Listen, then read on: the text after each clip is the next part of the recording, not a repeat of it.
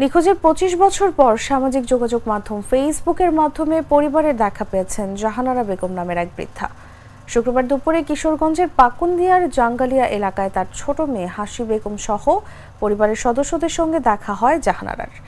তিনি ১৯৯৯ সালে Sadarghat launch terminal থেকে ৩ বছরের ছোট ছেলে সাইদুলকে সঙ্গে নিয়ে নিখোঁজ হয়েছিলেন। ১০ বছর আগে সাইদুলকে খুঁজে পায় তার পরিবার, কিন্তু মায়ের সন্ধান মিলছিল না। জাহানারা বেগম বরগুনা সদর উপজেলার ঘাটবাড়িয়া গ্রামের আব্দুল লতিফ ফরাইজির স্ত্রী এবং ৫ সন্তানের জননী। জানা যায় ১৫ থেকে ২০ দিন ধরে পাকুন্দিয়া উপজেলার জাঙ্গালিয়া বাজারে জাহানারা বেগমকে ঘোরাফেরা করতে দেখা যাচ্ছিল। পরে জাঙ্গালিয়া বাজার বণিক সমিতির সভাপতি আশরাফুল আলম রিপন তাকে তার বাড়ি নিয়ে যান। বাড়ি নিয়ে তার পরিচয় জানতে চাওয়া হয়। মানসিকভাবে ভেঙে পড়ায় ঠিকমতো পরিবারের নাম ঠিকানাও বলতে পারছিলেন না জাহানারা। শুধু বোঝা যাচ্ছিল বরগুনা এবং ঘাটবাড়িয়া শব্দগুলো।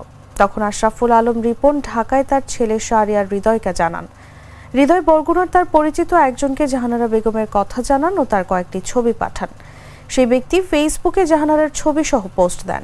এরপরে বরগুনা থেকে তার স্বজনরা যোগাযোগ করেন আশরাফুল আলম রিপনের সঙ্গে। সবশেষ শুক্রবার দুপুরে পরিবারের কাছে জাহানারাকে তুলে দেওয়া হয়।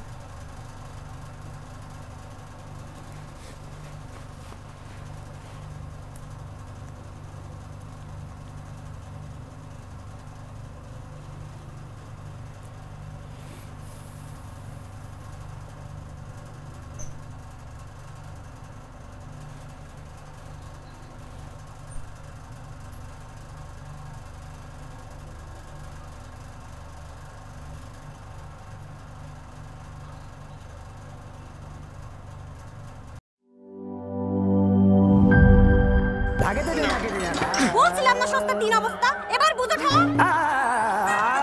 ভালো টিউবওয়েল যে কেন না, এবার বোঝো মজা। আগেই কইছিলাম দেশের আরএফএল টিউবওয়েল নাও। এবার আর ভুল নাই, আরএফএল ছাড়া উপায় নাই।